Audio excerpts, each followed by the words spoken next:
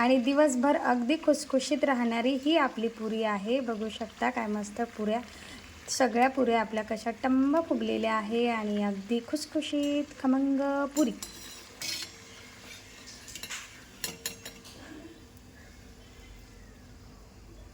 या पुऱ्या तयार झालेल्या आहे। मी तुम्हाला काही छोट्या आणि काही मोठ्यासाठी हे बघा, पालकपुरीसाठी इथे मी स्वच्छ अशी पालक घेतलेली आहे, एकदम कवळी पालक आहे। ही पालक काय करायची आपल्याला, सगळ्यात अगोदर हे बघा असे पानं आहे, त्याचे देठसुद्धा आहे, कारण देठमध्ये भरपूर प्रमाणात विटॅमिन असतं। तर सगळ्यात अगोदर ही पालक जी आहे स्वच्छ धुवून घ्यायची आहे।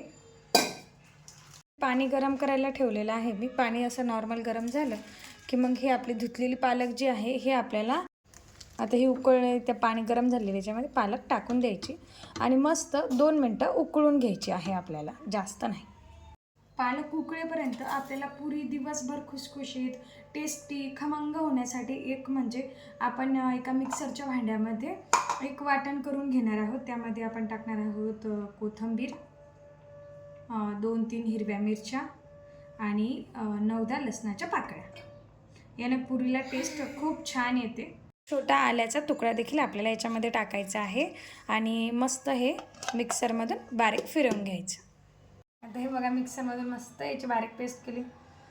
हा हा, खूप छान स्मेल येतोय। आता इकडे आपली पालक देखील मस्त उकळलेली आहे। गॅस बंद करूया आणि ही पालक आपल्याला थंड्या पाण्यात टाकायची आहे। आता ही उकळलेली पालक आपण हे थंडगार पाणी घेतलेले ही टाकून देऊया। काय ना, पालक मग पुरीला जास्त हिरवा कलर येतो आणि पालकेचे सगळे विटॅमिन कायम राहतात। त्याची जी शिजण्याची प्रोसेस आहे ती थांबून जाते, जास्त ग्रीन कलर कायम राहतो त्याचा। आता हे जे वाटण बनवलं होतं आपण, या वाटणामध्ये आपण जी ही पालक बॉईल करून घेतली ना, ही पालक सगळी त्याच्यामध्ये टाकून एकदा बारीक फिरवून घ्यायची आहे। मस्त त्याची फाईन पेस्ट करून घ्यायची आहे पालकेची। तर याची प्युरी तयार झालेली आहे। काय ग्रीन कलर आलेला आहे आणि किती छान दिसत आहे। मी गव्हाचं पीठ घेतलेलं आहे, 2-3 वाट्या गव्हाचं पीठ घेतलेलं आहे। त्याच्यामध्ये आपल्याला जी आहे पुरी दिवसभर खुसखुशीत राहण्यासाठी, तर आपल्याला इथे एक टीप आहे की इथे आपल्याला थोडासा रवा याच्यामध्ये वापरायचा। सोबतच मी याच्यामध्ये थोडंसं बेसनसुद्धा वापरणार आहे, 1 वाटी। नंतर याच्यामध्ये टाकायचं आहे ओवा, चवीपुरतं मीठ घालायचं। मीठ व्यवस्थित घाला, मिठाने खूप चवदार लागते पुरी। अजून याच्यामध्ये अर्धा चमचा जिरे, 1 चमचा तीळ घालायचे आहे, थोडीशी याच्या चमच्यामध्ये हळद। तुम्हाला जर लाल तिखट खायचं असेल तर लाल तिखट देखील टाका अजून, पण मी हिरव्या मिरच्या वापरल्या त्याच्यामुळे मी इथे लाल तिखट वापरत नाही आहे। नंतर इथे घालायचे तूप, 1 चमचा। हे तूप घालायचं आणि आता याला काय करायचं, अगोदर असं मिक्स करून घ्यायचं आहे पूर्ण व्यवस्थित। हे तूप आपण कारण मेल्ट करून नाही वापरलं, थंडच तूप वापरलं मी इथे, काही होत नाही, मस्त पुरी होते। याने बनवली होती ती याच्यामध्ये टाकून द्यायची आहे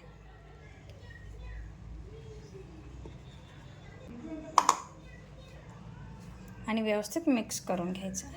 थोडं पाणी टाकून याचा घट्ट गोळा बनवून घ्यायचा आहे, पातळ अजिबात नाही। घट्ट जर केला ना तर पुरी जी आहे ती तेल अजिबात धरत नाही।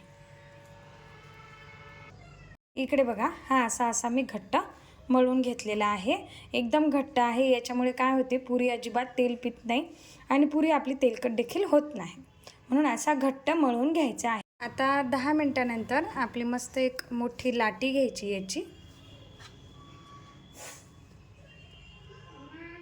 एका कोलपटावर खाली थोडंसं पीठ लावायचं। आता जे आहे असं मस्त याला लाटून घ्यायचं आहे, मोठी पोळी याची लाटून घ्यायची आहे, म्हणजे पुऱ्या एक साथ आपल्या भरपूर अशा पुऱ्या होऊन जातात। म्हणून याला मोठं कोळपाट एवढी पोळी याची लाटून घ्यायची आहे। आता एक ग्लास घ्यायचा आणि ग्लासच्या मदतीनं याला जे आहे ना असं गोल गोल याच्या पुऱ्या बनवून घ्यायच्या आहे।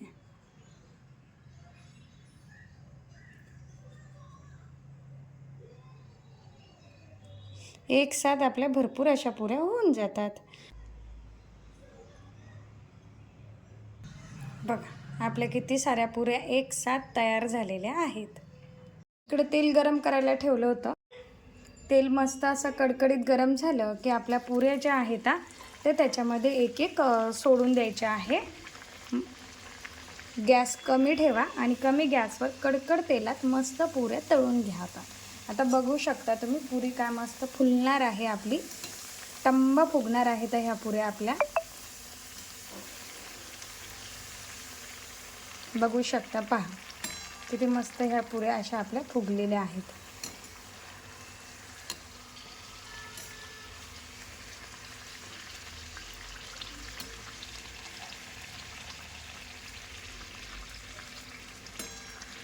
आणि दिवसभर अगदी खुसखुशीत राहणारी ही आपली पुरी आहे. बघू शकता काय मस्त पुऱ्या, सगळ्या पुऱ्या आपल्या कशा टम्म फुगलेल्या आहे आणि अगदी खुसखुशीत खमंग पुरी.